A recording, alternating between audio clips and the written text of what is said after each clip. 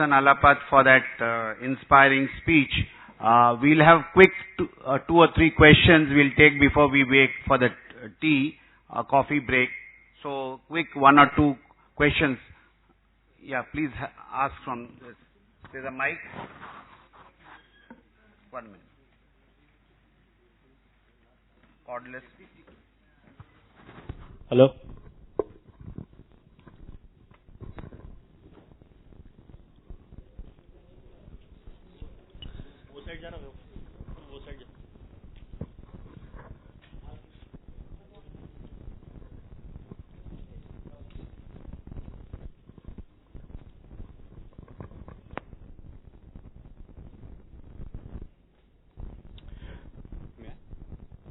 Good morning, sir. My name is Mayank Sharma. I'm a pilot with Jet Airways, and I attended your People's Conference in Bangalore as well. So this question is for Professor Vaidyanathan and Dr. Swami. Just now, Mr. Nalappa mentioned about the education system. I'd like to remind you, sir, that you mentioned about the communist intellectual terrorism that we are facing in our country against the Hindu nationalism, where the Hindu, mentioned by Dr. Swami in various places, means a value system and not just a religion. So, what work can we, peoples or patriots, can together do so that we can, fight some of the systems that put our religion or national pride down, like the caste system has been explained by Dr. Swami at various places very nicely, that it was according to knowledge, power. Similarly, the false Aryan Dravidian theory. So basically, to revive the national pride, what can we do as people so that we can refer to the ancient text original, so that we can give the reference when we stand up in the society and talk about the same? Thank you.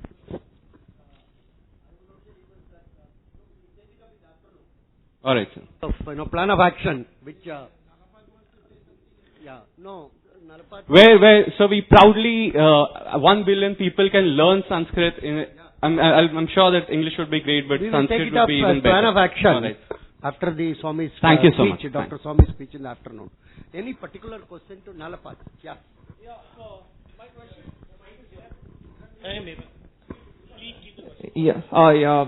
As you have seen, the Kotochi episode, Indian ministers in hand glove with Kotrochi and like that, when they go for defense deals outside India and they hand glove and they get money under the pocket, under the table, and nobody knows and nobody's watching and everything.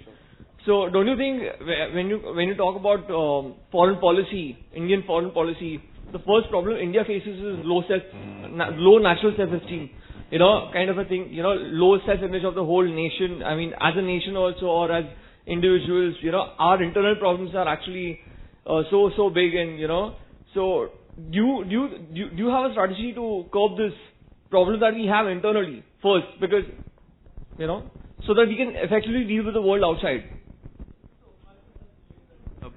I support transparency. I support the Right to Information Act being extended, and the more transparency there is, the more openness there is, the better it will be, because we are not children. In fact, if Dr. Swami and we have lectured and Dr. Vaidyanathan lectured in universities across the world. I would find my Indian students to be absolutely at the top of the line in terms of their ability to grasp, in terms of their ability, their interest and all that. So we are not children. This colonial feeling that we are children, that you need a Mai-Baap Sarkar to look over, is completely wrong. So the answer is transparency. And today we are seeing that. When you have assaults against women, for example, a policeman assaults a woman. Now, this gentleman should be in jail for assault, if not attempted murder, instead of which he's just been suspended. But now you've got your technology. You can capture that on images. You can use that. So I'd urge each of you to be, in a sense, a journalist. Each of you to be a citizen journalist, and to ensure that this kind of wrongdoing is brought to light. I'd urge each of you to be a whistleblower. Find out what's going wrong in your department, in your area, wherever it is, and bring this out, if necessary, through the use of the internet, if necessary, anonymously. So that's the only way, frankly. The way is transparency. Transparency is the Indian way. We have a system frankly, the tradition in India has been a very open tradition. It's been a tradition of freedom of expression. It's been a tradition in which there is an absence of guilt. It's a very liberal tradition. And we need to go back to that liberal tradition. We need to enshrine freedom of speech and expression. You may have books that you disagree with. You may have films that you disagree with. You may have points of view that you disagree with. But it is the Indian way to ensure that those films, those books, those points of view are listened to and treated with respect. So that is what I would like to say. Somebody has made a mention about English and Sanskrit. Absolutely. Sanskrit is definitely the most evolved language that you have. And I think it is the root of the English language, for example. If you really trace the root of the English language, Sanskrit. I'm using English as an instrument of betterment. That's all. As an instrument of betterment, maybe not for a long period, but for a particular amount of time, it's an instrument of betterment that you learn it. And that's the only way I'm using it. Just as you use the microphone, just as you use an automobile, just as you use an aircraft, you use a language. No, we should not be so self-unconfident that we feel if we learn a language, we lose our culture. If we wear a particular dress, we lose our culture. That's not true. The culture is so steeped inside us because of the greatness of this country that we are in no danger of losing our culture, irrespective of what languages we use or what dresses we wear. So I want to say very clearly, please shed this diffidence and please shed this fear of other things, this fear of the unknown. Swami Vivekananda or any other, of the great Indian thinkers, they welcomed from all over the world. They welcome different thoughts, and I think that is the ethos of India. You welcome different thoughts, and you give different thoughts to the world. I have here from India resides in villages. Can people adopt 10 villages and work closely with them before next general elections? I fully agree with this. In fact, I have a friend of mine who gave computers to tribal children at a school about 40 miles from Mumbai. And we were very happy when we came after that to see the children going on Facebook and going on email and exchanging chat with people across the globe. We didn't expect that. These are children who probably have not gone beyond their district.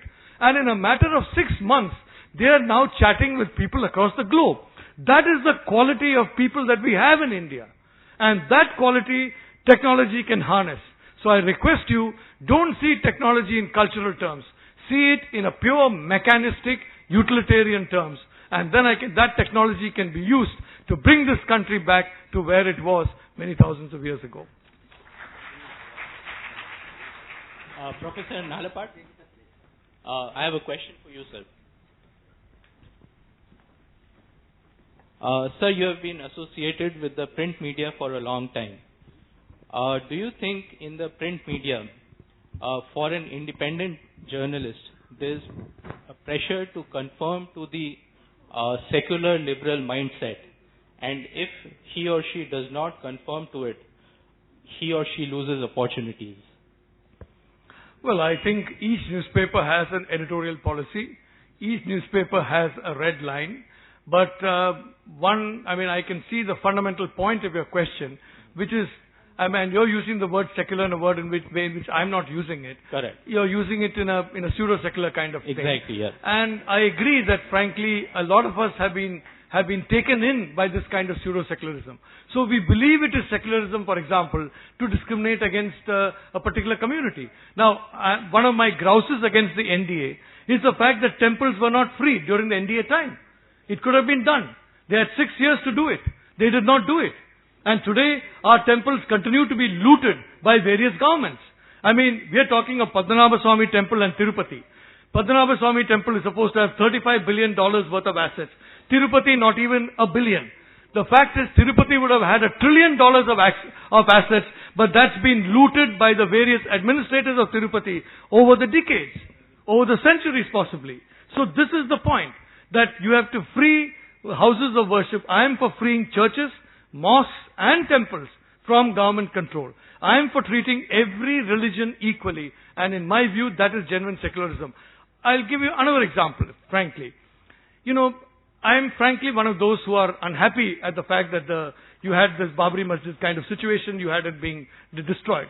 But there are nearly 400 temples in Kashmir that have been destroyed, and no one is talking about them.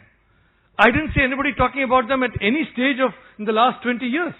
I have got a friend of mine, Ajay Shangu, that Panun, Kashmir. He has shown me photographs of over 112 temples that were completely destroyed in Kashmir. Definitely, the pulling down of a house of worship, however disused, is wrong. But the pulling down of 12 houses of worship whose photographs I saw, 400 houses of worship in Kashmir, why is it people are silent about that? So there is, unfortunately, a perception that rules apply only for a particular segment and not for any other segment. That perception is wrong. It's going to take effort to change it, but one way of changing it is by the readers, by the viewers, protesting against that kind of a slant. And because of that kind of protest, print media is slowly changing, television media is slowly changing. So I urge you to use your Twitter handles, use your email, use your internet to make your protest heard. But I urge you to do that in the real Indian spirit, which is a spirit which recognizes all of us are children of the same all-powerful force.